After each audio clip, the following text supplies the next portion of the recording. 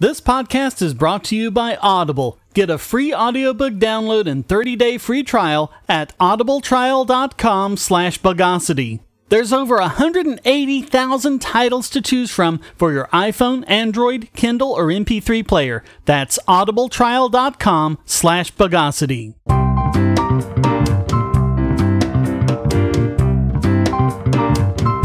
Welcome to the Bogosity podcast for the 13th of June 2016, the podcast that's so good cats ask for it by name.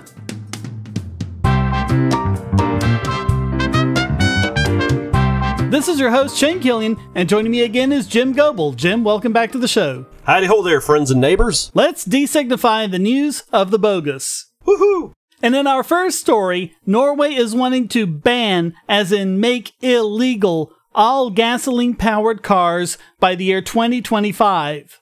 Not that they're going to give up their claims over the North Sea oil by then or anything. In fact, they're continuing to claim new oil and gas fields, and they've been pumping out crude to the tune of almost 2 million barrels a day, yielding them over $35 billion a year in oil sales. So might want to keep that in mind as we talk about this, and they're going on about how green they are and stuff. Well, green, I mean, that's also the color of money, isn't it? No, that's true. So technically they are green because they're getting that from the oil. I mean, oil is a very, very green product when sold properly. Yeah, and so Norway is, according to them, going to become the first country in the world to commit to zero deforestation. Unlike America, which has seen negative deforestation for the last 80 years or so, but hey. Zero deforestation. Yeah, good luck with... you can't say that their heart's not in the right place. I mean, these are all things that sound good on paper, but, you know, as they say, when you're talking baseball and people are comparing the stats, like, that's why you play the game. Because the stats, the good intentions, they mean nothing. But we've got more forests today than we did in like 1920 or something. Well, we're really big on replanting stuff. Because a lot of our forests are privately owned. Bingo. It's in their best interest to keep it up. Hey, Norway, try capitalism. I bet I know how this is going to play out. None of you, you citizens, you peasants, you lower class people, none of you can have the fossil fuel burning cars. But government, we might need that extra horsepower that we can get from it, so, but this is official state business. I mean, and while you're at it, let's, more money. Come on, get here. It'll be interesting to see if you're right. Well, that's the way it works here in Illinois. Well, guess who loves this? Bernie Sanders. Well, he probably does, but I was actually thinking about Elon Musk. Oh, gee, now why would that be? Well, maybe because he's the CEO of Tesla Motors, and the Tesla Model S is already the #1 selling car in Norway. So what you're saying is this is just actually another instance of de facto corporate welfare? Well, maybe, but Musk said, quote, "Just heard that Norway will ban new sales of fuel cars in 2025. What an amazingly awesome country. You guys rock." Now let's see, 4, 5, 10,000, 20,000. My wallet thanks you. On the one hand, it is great that they want to do something that sounds good on paper, but every time government proposes some sort of a solution, some big business is going to benefit from it, and the government's going to benefit from it, and you and me, the little guy, we're the ones that are going to get crushed under the oppressive thumb of our masters. Well, I mean, here's the question I keep coming back to. If it's a good idea, why do you have to force it on people? Well, because, I actually asked that question to somebody when they were talking to one of my liberal friends. I'm sorry, not liberal friends. One of my they're not progressive either. One of my regressive friends. Thank you. When we were talking about the Affordable Health Care Act, or Romney Care, or whatever you want to call it, and I asked them, well, if it's so great, why does it have to be law? And they're like, well, it won't work unless everybody's in it. Yeah. Amazing how that keeps happening. Yeah, like, that's a good reason. If it won't work because not everybody's in it, that means it's not going to work. Call me crazy, but, you know, that's the way I see it. And more often than right, once again, being in Illinois, see this sort of thing all the time. Same answers. So, right now, 24% of the cars in Norway are running on electricity. And according to this article in The Independent, 99% of their electricity is hydropower, which I guess is fairly easy to do when you're on the North Sea. And they also want to triple their capacity of wind power by 2020. But critics are saying they're reneging on their commitment to green energy and actually looking for nuclear solutions. And I'm like, isn't that a good thing? Did you catch this little doohickey in that same article?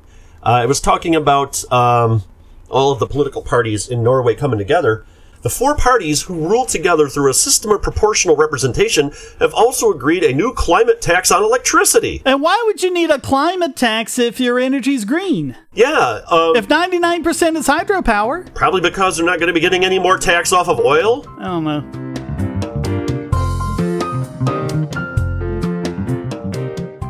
Say, if you're tired of the promos in this podcast, well, the patrons got it early and with no ads or promos. Just go to patreon.bogosity.tv and donate at any level.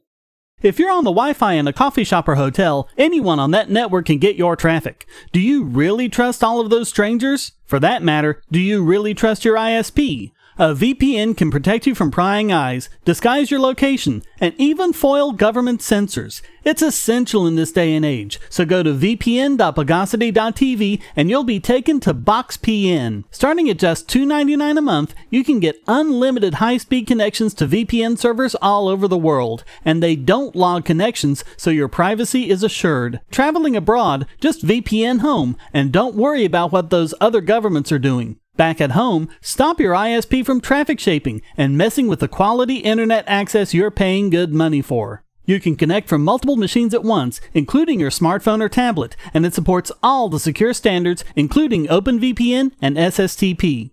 Bypass censors and surveillance with your own secure VPN connection. Go to vpn.bogosity.tv. And it's more Bogosity in Europe, where the EU is refusing to back a limited extension of the use of glyphosate, an herbicide more popularly known by its brand name Roundup. Manufactured, of course, by... Satan. No, Close. Monsanto, yeah. Monsanto. What's the difference? Okay, now... What's the difference? Okay, now the first bit of Bogosity is that apparently they can do this at all. The second thing is they can do it by doing nothing. I mean, Norway has to deliberately ban the electric cars, but apparently the EU, to ban glyphosate, can just do nothing and let the license expire. So, wait, they had to have a license to use Roundup? Yeah. I guess in the EU, you need permission from the powers that be just to sell a product. That is weird. And people are wondering why so many people in the UK want to get the hell out of it. I can't say as I blame them. But we've covered this before. Despite the fear-mongering to the contrary, glyphosate is safe with low toxicity and poses no health risks to humans or risks to the environment, which is why it's disappointing to see Reuters give any credence to the anti-science side, because they say, quote, contradictory findings on carcinogenic risks have thrust the chemical into the center of a dispute among EU and US politicians, regulators, and researchers. Citizen and environmental groups have urged governments to exercise caution. Now, I'm tempted to say, teach the controversy. There isn't a controversy on the science side of things. It's all misinformation. FUD, as we say in the computer Fear, world. Uncertainty, and doubt. Yep. But the EU executive had said, okay, let's have a 12 to 18 month extension to allow time for further scientific study, as if there hasn't already been enough done, to allay health concerns. And this replaces an earlier proposal to renew the glyphosate license for 15 years, but that failed to win support 2 separate times earlier this year. So this compromise proposal failed to win a qualified majority. I'm not sure what a qualified majority means, but apparently even, let's take a little more time to study this before we ban it, wasn't good enough. Now, the license expires on June 30th. If it's not extended by that point, then there's a required 6-month phase-out of all glyphosate-containing products. And that also means that they're not going to be able to use, and I think this is really the point here, the GMO products that can withstand glyphosate, which means that they'll have to switch to much more toxic herbicides. They'll have to spray several times a year instead of just 2 or 3, when there's no evidence that even a single person has been harmed by eating food from crops protected by glyphosate. So the food policy director for the terrorist group Greenpeace EU said, quote, "Extending the glyphosate license would be like smelling gas and refusing to evacuate to check for a leak." Well, I'm smelling something like that, but I don't think it's glyphosate. I'm just beside myself. I mean, on the one hand, it surprises me, but then on the other hand, it totally doesn't surprise me at the same time that government is going to be doing this kind of crap, and without actually talking to people who actually have their livelihoods on the line. Here in Illinois, we've got politicians in Chicago, and we are probably one of the worst gerrymandered states. North Carolina, too. Well, let me tell you about the Horseshoe District sometime. Oh, I used it as an example on my quickie on gerrymandering. Oh, well, there you go. South side of Chicago, one time Jesse Jackson Jr. was a state representative, and his district went all the way from the south side of Chicago, 70 miles south to the town of Watseka, population 12,000. You have to drive, I don't know, 45 minutes to get to any other sort of town that has any sort of population, and he's representing them, and he's voting on farm stuff, subsidies and whatever, and in my opinion, you should not have any say in anything that you have no experience with because you're just ignorant. But that's government in a nutshell. The politicians on the south side of Chicago have no experience working on a farm. I'd be surprised if they know what a pig looks like. Well, I'm going to assume that Alan Bowie, the president of the National Farmers Union of Scotland, does have some experience working on the farm, and about this he said, quote, "Given glyphosate's role in delivering safe and affordable food across the whole of the EU, today's no-opinion position will simply add to the frustration felt throughout the whole farming community with regards to the future availability of this essential product." And he said that this was based on politics rather than science, and said, quote, "It will be farmers, growers, and consumers that will lose out were glyphosate not to be reauthorized. On behalf of Scottish farmers, we will be doing our utmost in the weeks ahead to ensure common sense prevails and this valuable tool in our plant protection armory remains available to us for many years to come." I noticed they spelled armory wrong, but I'm going to leave that there. They're British. You don't want them to hear you say that. No. They said it themselves. They had the referendum. They said, yep, we're British. The referendum doesn't represent everybody in Scotland, though. Yeah, that's true. See what I did there? Yeah. But isn't that what I just said? It'll be farmers, growers, and consumers that will lose out. And that's exactly what's going to happen here. It's not about what's best for the people. It's about ideology and agendas. And at some point, it's going to come down and bite everybody in the butt. You can't let politicians have any sort of precedent, because once they do, I don't care if you're a politician in Europe, in California, or, I don't know, the Emperor Penguin down in Antarctica or whatever. You have one bad idea, another politician somewhere else in the world is going to see that idea and say, well, hey, this is a good idea, and force it on you without your consent. I don't care, they might call them representatives, but my representatives in my district here don't represent me, but what can you do? You have no say when somebody thinks that they know, what's best for you. And so never let it be said that the left isn't just as anti-science as the right. Exactly. Hey everybody, this is Dave of the Superplex Bros, and you're listening to the Bogosity podcast. When you're done, why don't you head over to superplexbros.com. We have all kinds of editorials and reviews on video games and pro wrestling. We're also currently hosting a major project called the Superplex Pokemon League, and we're about to go into our 3rd season. We just had our actual draft, and we're going over all of the teams and their draft picks. So why don't you head on over there, check things out, and if you like, you can even check out the Superplex Brothers podcast, where Matt and I basically bullshit about video games, pro wrestling, or whatever the hell we want. Anyway, until next time, take care.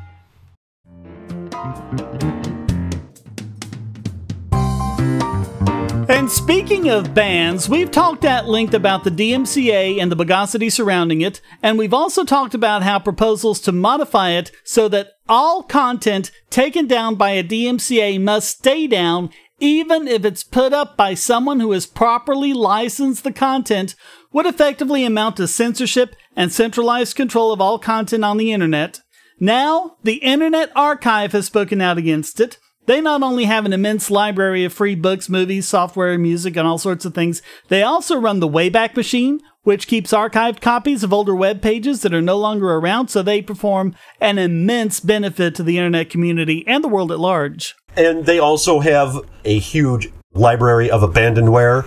You can play old video game arcade games on there. In fact, from time to time on my podcast, the Pie Factory podcast, plug, we will sometimes direct our listeners to go there to play it. So the Internet Archive said in a blog post, quote, "This is an incredibly powerful tool for content owners. There is no other area of law that allows content to be removed from the web with a mere accusation of guilt. Victims of harassment, defamation, invasions of piracy, or any other legal claim have to go to court to have anything taken down." Unfortunately, this tool can be and has been abused. We see this every day at the Internet Archive when we get overbroad DMCA takedown notices claiming material that is in the public domain is fair use or is critical of the content owner. More often than not, these bad notices are just mistakes, but sometimes notices are sent intentionally to silence speech. Since this tool can be so easily abused, it is one that should be approached with extreme caution. And so they attacked the Notice and Staydown proposal, talking about how it's dangerous. Quote, "Notice and Staydown would remove all the user protections built into the DMCA. Currently, the statute allows users who believe material they have posted was taken down in error to file a counter notification. If the copyright holder does not choose to bring a lawsuit, then the content can be reposted. The law also prohibits the sending of false notices and allows users who have been falsely accused to bring a claim against their accuser. These protections for the user would simply go away if platforms were forced to proactively filter content." They also say that it requires platforms to monitor user activity and that it mandates, quote, "the use of technology to affirmatively take speech offline before it's even posted without any form of review." So in other words, they want us to have Iran's internet. Basically, yeah. That's what it sounds like to me. And what a joy that would be. I'm just so glad that people are looking out for me. I might see something offensive, or lo and behold, I might accidentally post something up on the internet that might be owned by somebody else, and I'm just so totally unaware. I'm just so grateful that they would be willing to basically kick me off of the internet because I just do something innocent. Thank you. Oh, thank you, my lord and master. And they also say, quote, "It just won't work. Filtering doesn't work for links. It doesn't work well for certain types of content like photographs, which are easily altered to avoid the filter. And so far, no computer algorithm has been developed that can determine whether a particular upload is fair use. These technical filters would act as a black box that the public would have no ability to review or appeal.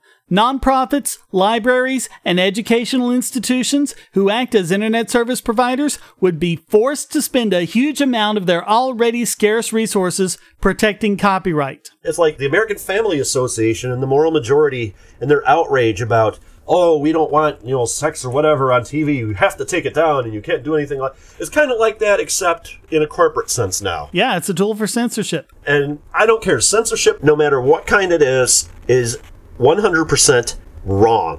If these corporations or whatever have a problem, confront the person individually. Right. Oh, but they can't do that because, well, that would just be so expensive. We have to pass the costs on. Well, maybe you better rethink your damn business model then. Yeah. They don't want to have to do that. Ugh. They're also pretty much laughing at how slowly the law adapts to changing technology. Quote, "The DMCA requires registered DMCA agents to provide a fax number. In 1998, that made sense. Today, it is silly. Technology changes far too quickly for law to keep up." Fax number. I just imagine all of the faxes they'll get saying, "You may have won a Caribbean vacation." Because we know the fax spam laws. We know those work. Oh, yeah, totally. Governments should not be in the business of mandating the use of technology to solve a specific policy problem. Again, it goes back to what we were saying on the last issue with the politicians voting and regulating stuff that they've probably never even had anything to do with. And we're getting into that again here, too. They're just being spurred on by a bunch of rich lawyers that are bored, I guess. That's the only thing I can think of. Well, the content providers have deep pockets. They can get the lawyers and the judges. You know, it's the golden rule. He who has the gold makes the rules. And they conclude, quote, "The DMCA has its problems, but notice and Staydown would be an absolute disaster. Unfortunately, members of the general public were not invited to the Copyright Office proceedings last week. The many thousands of comments submitted by internet users on this subject were not considered valuable input. Rather, one panelist characterized them as a DDoS attack on the Copyright Office website, showing how little the people who are seeking to regulate the web actually understand it." Again, you just said they have no idea what a DDoS is. Yeah. Yeah. No, people calling you out on your Bogosity en masse is not a DDoS attack. But hey, they have to blame those of us who believe in freedom of speech somehow.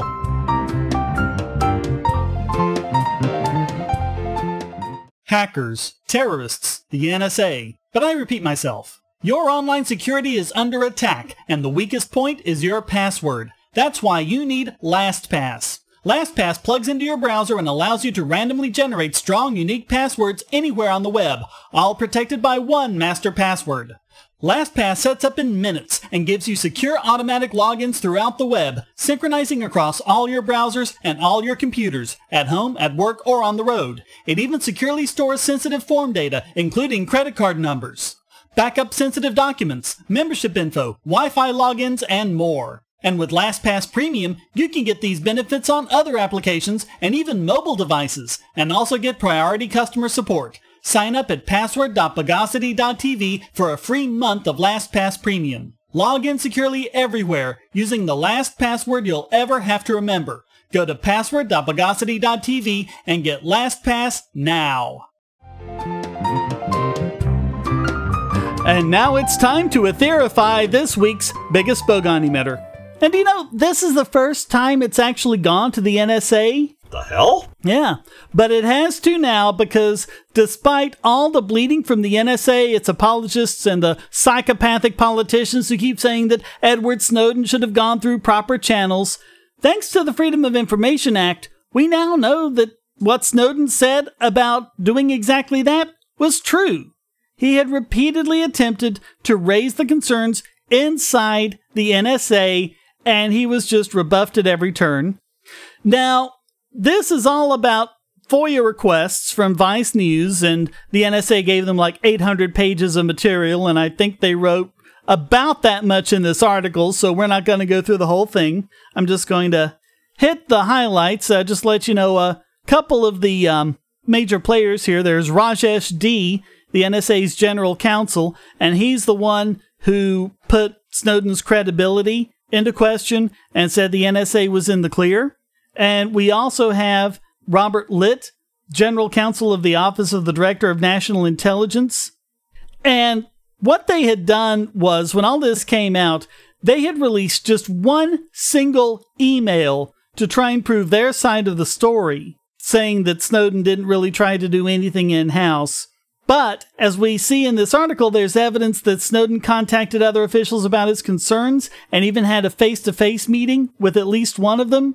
But the agency just decided to present that single email as though that was the only thing he had ever done. Now, if Snowden had put all of these on Hillary Clinton's email server, they wouldn't have even had those 2 pages.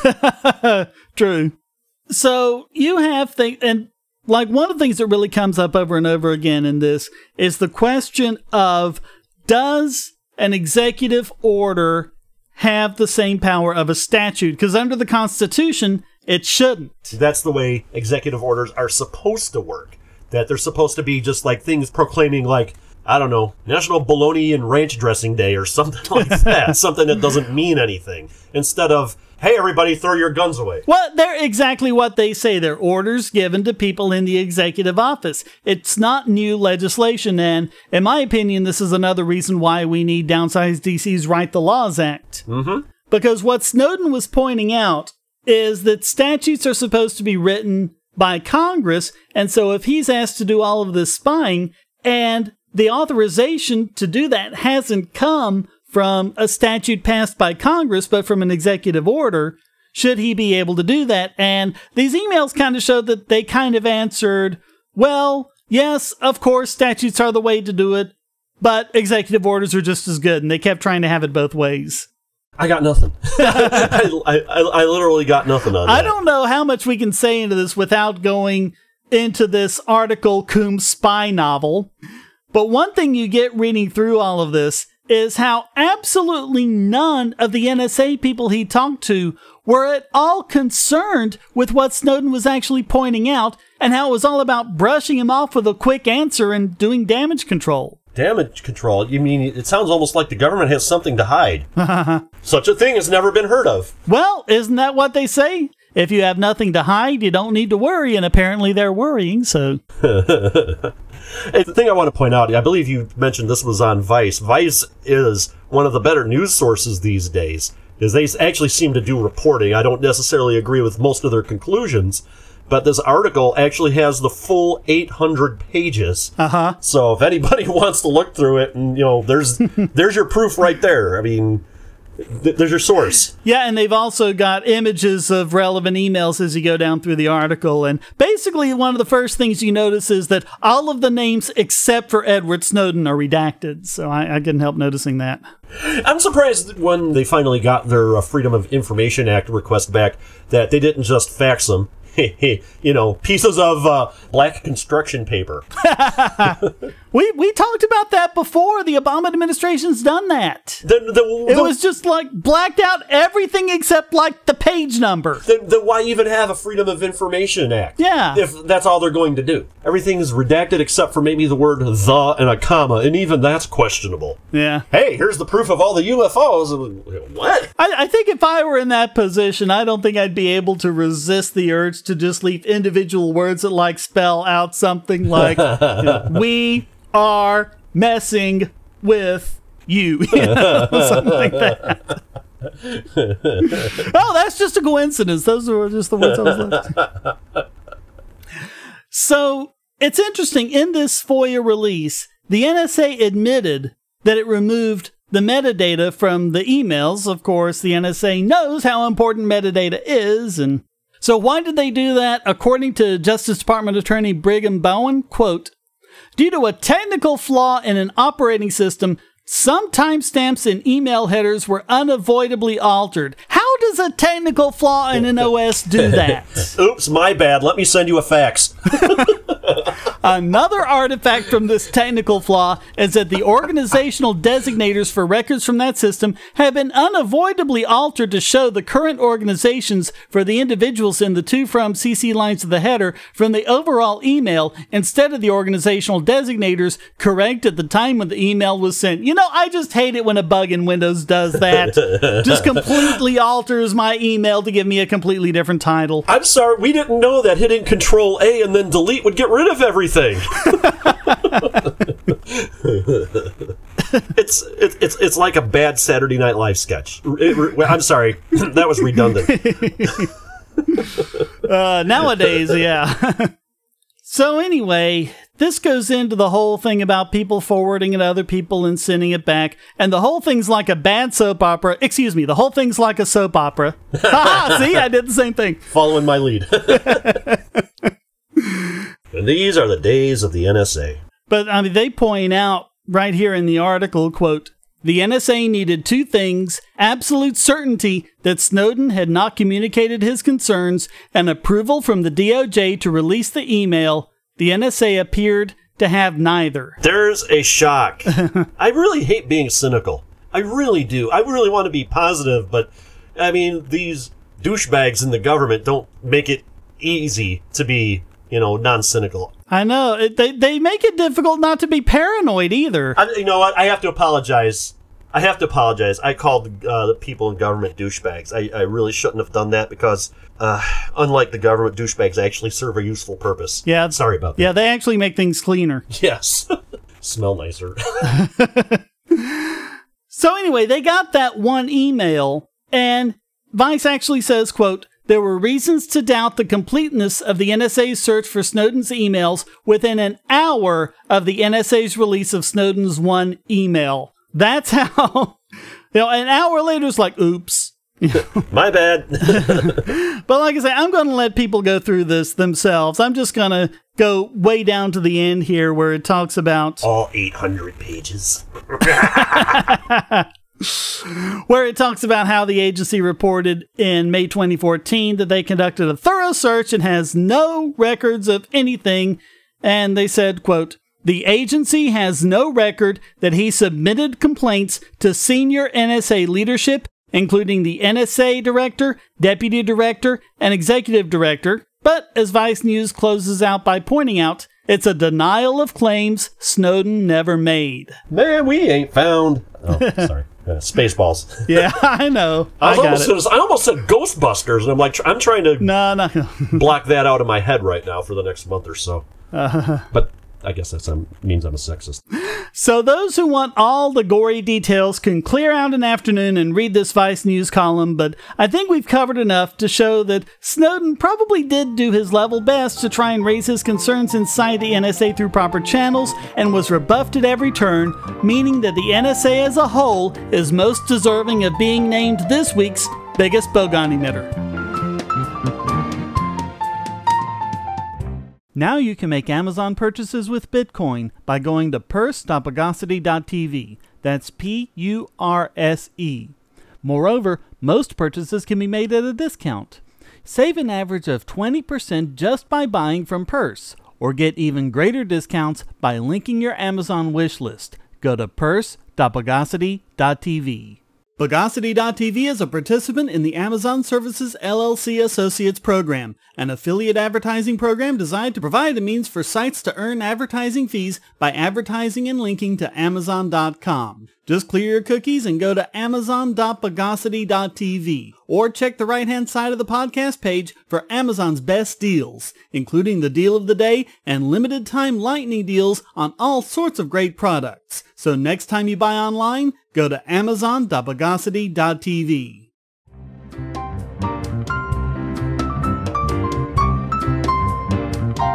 And now let's take bread from the mouth of this week's Idiot Extraordinaire. And it's back to Europe we go, as this week the title goes to the European Green Party for showing once again how so much of leftism is just virtue signaling and they don't really care about the poor and starving people, in this case in Africa. Because the European Green Party, with the support of all sorts of environmentalist non-governmental organizations or NGOs, proposed an initiative in the European Parliament to make Africa wait at least another generation to be able to use capitalism to lift itself out of poverty. So basically they're opposing the G8's new Alliance for Food Security and Nutrition, and the idea is that billions of dollars would be donated to create an agricultural revolution in 10 of the poorest African countries. So far, so good. Yeah, sort of what the World Bank did back in the 60s and 70s, which really made a lot of progress, and it's what is not happening in Africa today. And this includes $28 million to the African Development Bank to invest in agricultural infrastructure, $47 million in technology projects, millions spread across a variety of data and ICT applications for African agriculture, and the commitment to the World Bank's food security program, which is something to the tune of $1 billion. Now, of course, as a libertarian, I would like it if all this were private, but at least here, there's at least the attempt to try and get proper investment, proper infrastructure going, as opposed to just, hey, here's a whole bunch of corn, be happy, which doesn't work. Right. So their problem with this is that a lot of the ones who are participating in putting up the money are the big industrial firms and the quote-unquote factory farm companies and things like that, because they're afraid they're going to push agricultural technologies on farmers and actually increase yields and improve well-being as opposed to doing what the environmentalists want. So in other words, they don't want Monsanto in there? They don't mention Monsanto specifically, but... But that's where they're going. They're talking about land grabs by industrial farms and the destruction of the pastoral communities, which, as we all know, are completely idyllic, and everyone just sits around happily singing songs all day long. Kumbaya, my lord. Oh. Basically, they're saying whatever means you have to develop should not be allowed to come from the EU. We have to have these idyllic, all organic, blah, blah, blah. Even though the organic techniques have dramatically lower yields, suffer from far greater crop losses, and they just aren't as good. The better seed technologies, the fertilizers, the pesticides. Hey, but at least they feel good because they're doing something. Yeah, they're virtue signaling. Granted, it's something that's complete bullshit, but still, they're doing something. And, it's just the complete rejection of all GMOs just means that they haven't been able to get these yields, and they haven't been able to reduce pesticide use, or more often, since they can't afford the pesticide use, just deal with crop loss to all these pests. It's such irony. It's like, we don't want you using technology to feed your kids. Now I'm going to go ahead and get on my phone and post this on Facebook from my mobile device so that all of my friends on the internet can see it. Yeah, and it's just fear-mongering about GMOs that have caused countries like Zambia and Zimbabwe to completely reject all GMO food aid. And really, how is this any different than the Pope spreading fears about condoms, resulting in AIDS continuing to run rampant throughout Africa? There's no difference. It's just technology good for sharing pictures of cats, bad for feeding starving kids. What the hell? I don't know. Well, a Kenyan farmer, Gilbert Arap Bor, sent an open letter to the European Parliament and said, quote, "What we don't need are lectures from Europeans whose lifestyles look luxurious to ordinary Africans. They want us to remain agricultural primitives, stuck with technologies that were antiquated even before we entered the 21st century. Leave Africa alone.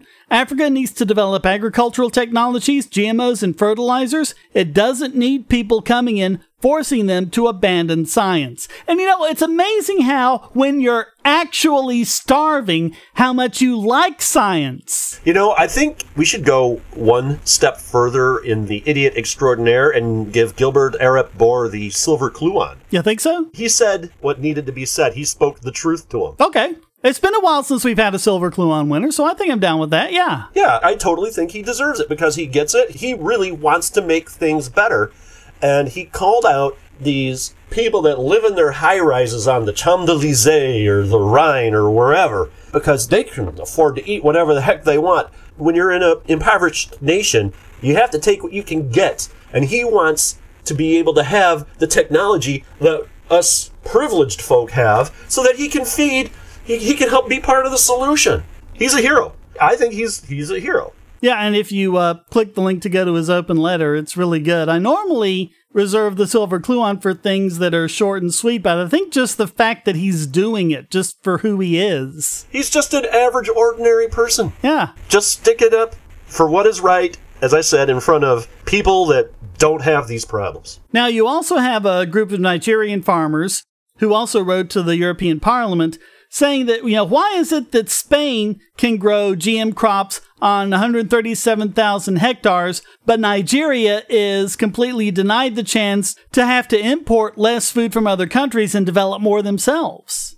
So for exposing themselves as yet another band of environmental terrorists, the European Green Party is most deserving of being named this week's Idiot Extraordinaire.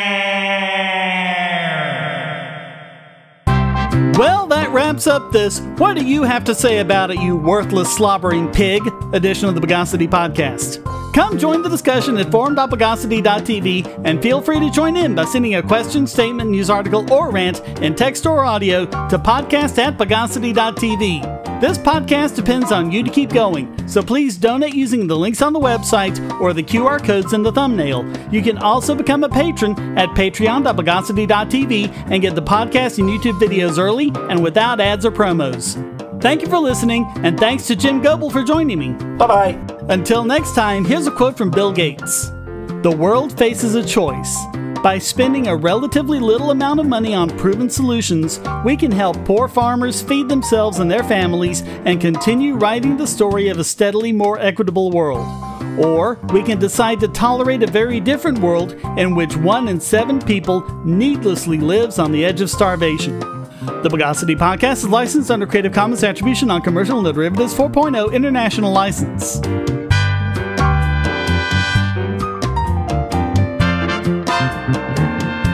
Bogosity.